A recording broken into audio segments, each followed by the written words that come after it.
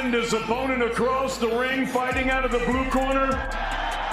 He is the defending world champion. He wears maroon with blue and gold trim. He scaled at the lightweight limit of 100. Undefeated IBF, WBO, WBA, WBC franchise, and Ring Magazine lightweight champion of the world, the Takeover, Teofimo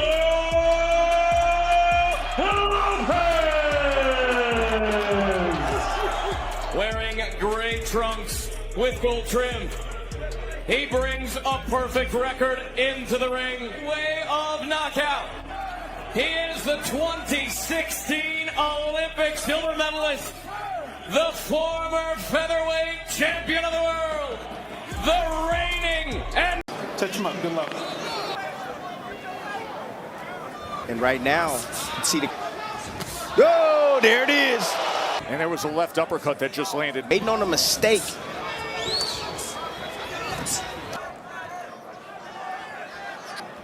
Look for the right check hook from Shakur Stevenson.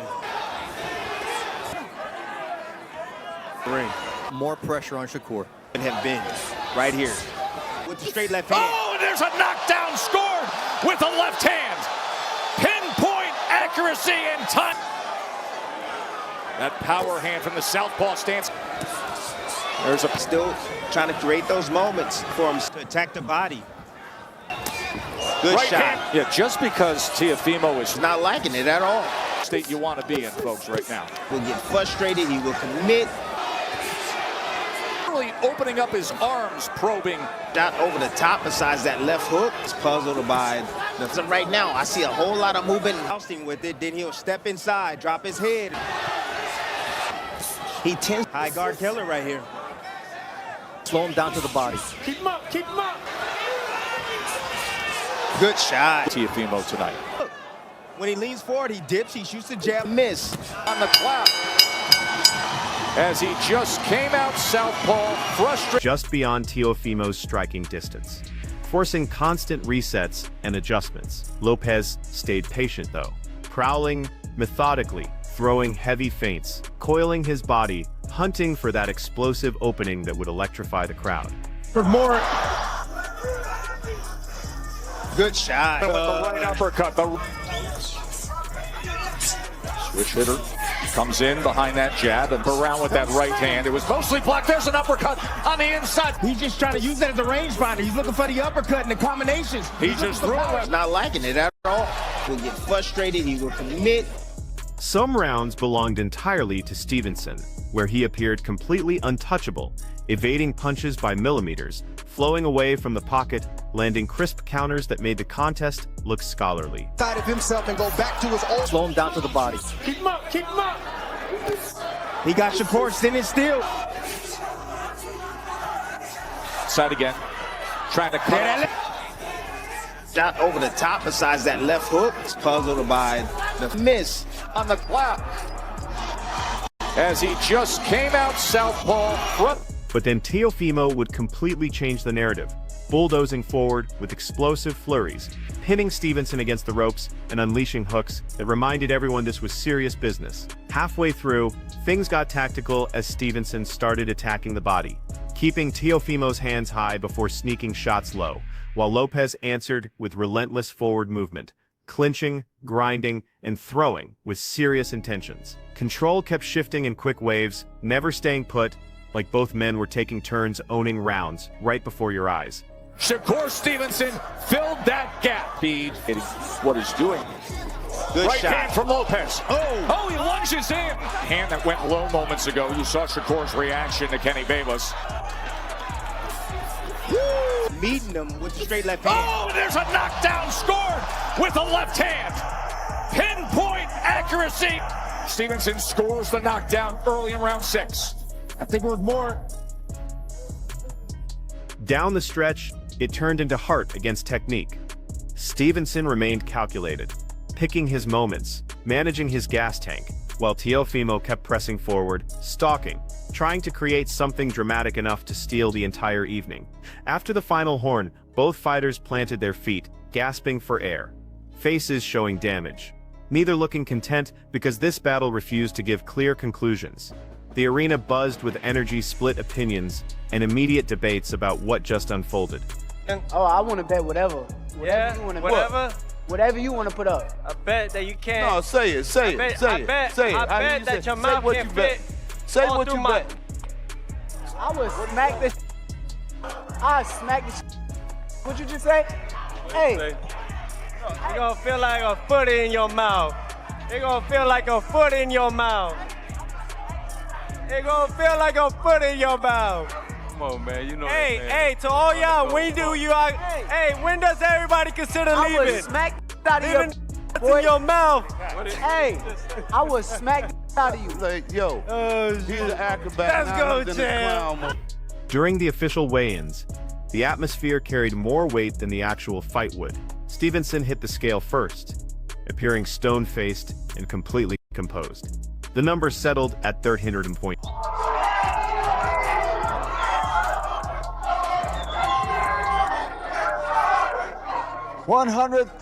138.6 pounds for the undefeated challenger, Shakur Stevenson. Lopez stepped up next with more energy, relaxed shoulders, hitting 39.6 pounds, coming in a full pound heavier. The difference was obvious immediately. Stevenson looked razor sharp and lean, while Teofimo appeared dense and explosive. Their face-off made the room fall silent. No drama, just sustained eye contact that went on too long.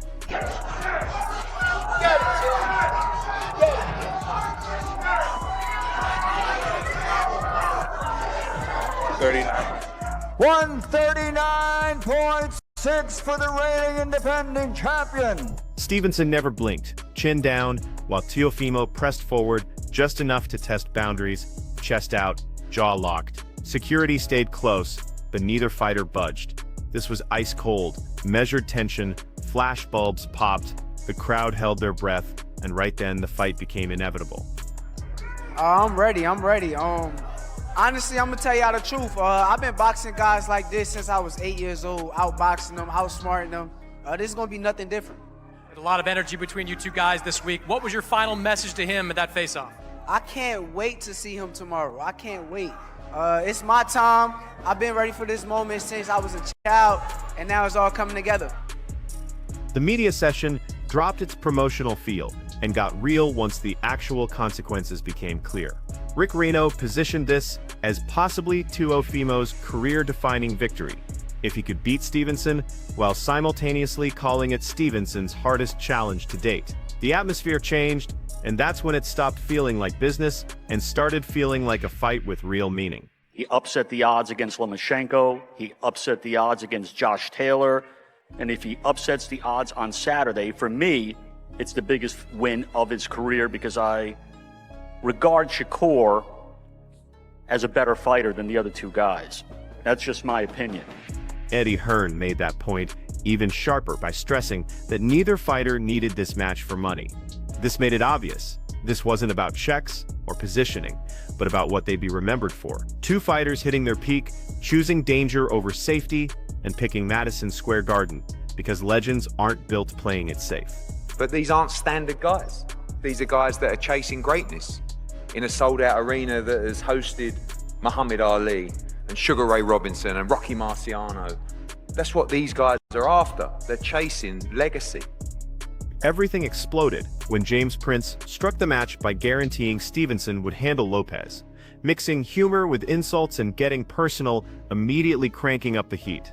Soon after, Teofimo's corner recontextualized the moment by referencing the Lomachenko fight, reminding everyone that Teofimo performs best when people count him out. A subtle threat wrapped in confidence. After that, all control vanished, as bet proposals, disrespect, family references, and shouting matches transformed the press conference into genuine animosity instead of manufactured theater. It's gonna feel like a foot in your mouth. Come on, man, you know Hey, that, man. hey, to all y'all, when does everybody consider I would leaving? smack out of you, Leaving nuts boy. in your mouth. Hey, I would smack out of you. Like, yo, he's an acrobat. Let's now go, he's in the champ. clown mode. Stop clowning, man. Let's go, Jim. Hey, Ain't nothing to be watch funny your about. words, Big nigga. is like You a foot in respect your me, mouth. pussy. Hey, look how they get riled up.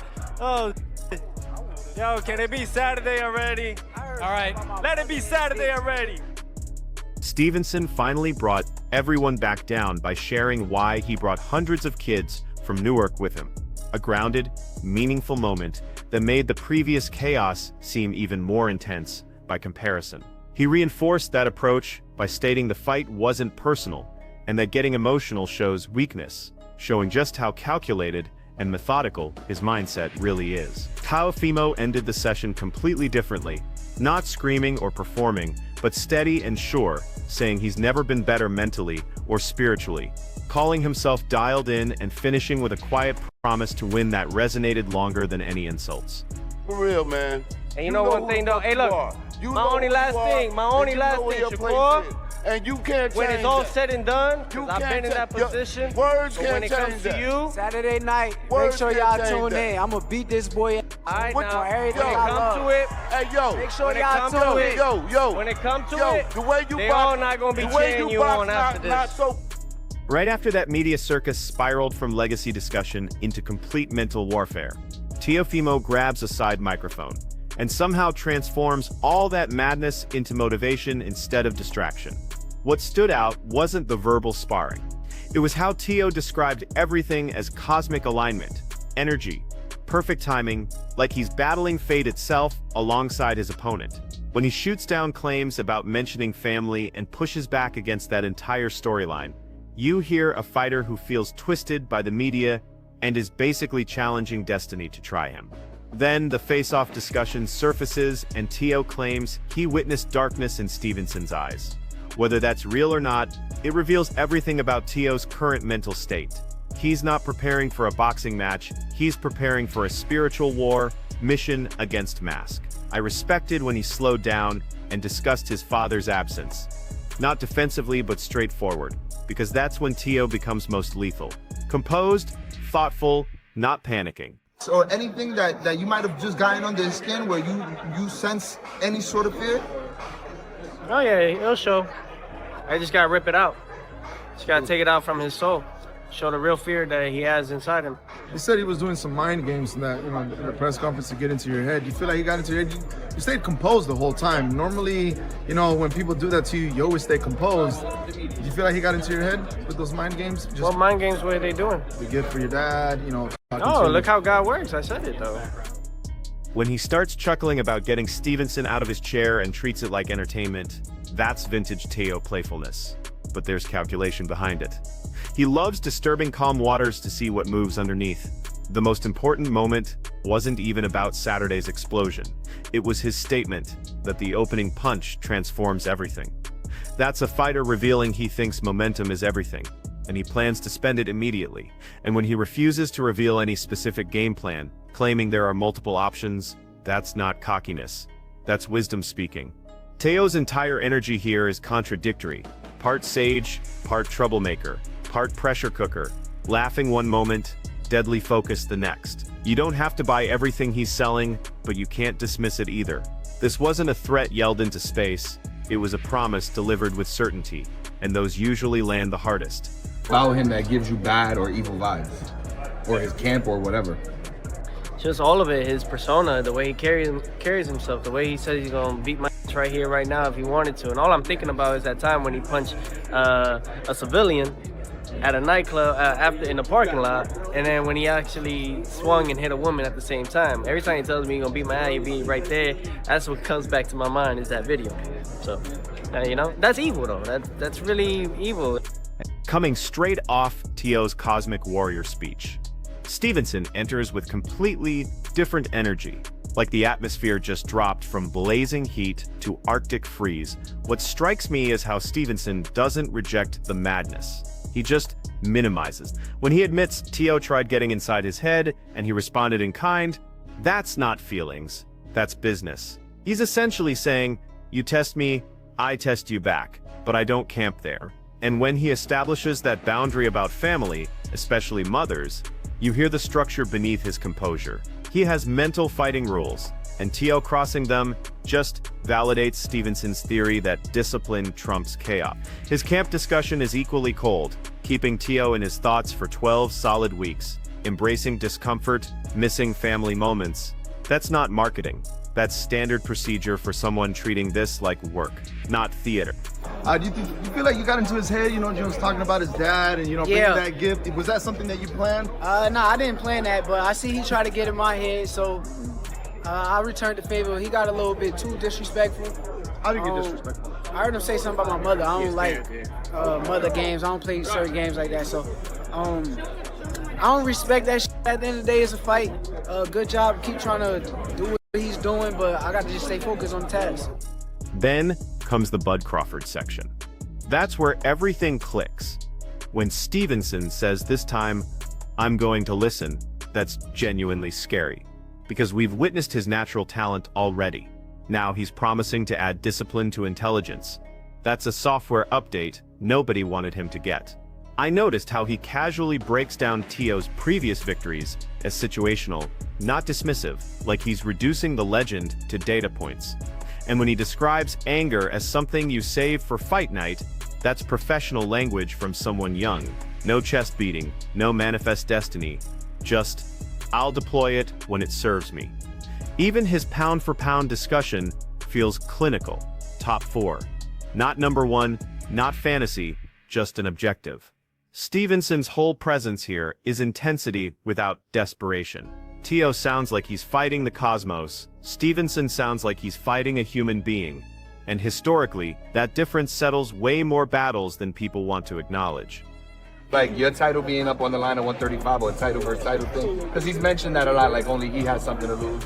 Nah, it was never no talk about title versus title, but I don't know what, I don't think he really normal, because he's not really thinking, he say, oh, he's the only person with something to lose in this situation.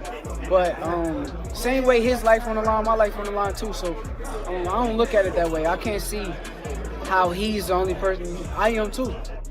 Right when Stevenson finishes delivering that ice-cold, structured approach, Terrence Crawford enters and transforms the entire discussion from fight week drama to all-time legacy perspective, and it resonates differently. Crawford isn't speaking like someone hungry for a comeback.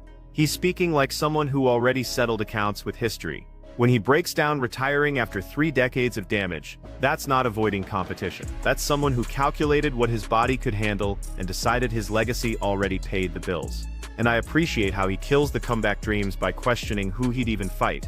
Not arrogantly, but realistically. That's terrifying self-awareness. Then the Teofimo Sr. drama comes up, and Crawford doesn't engage.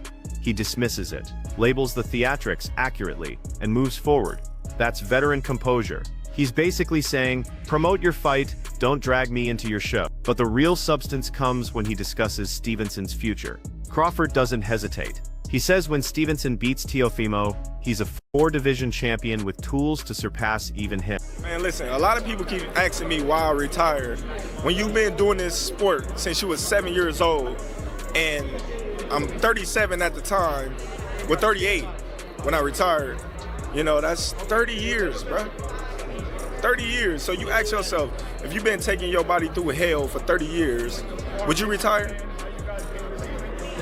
All right then, so there go your answer. So that's why I retired.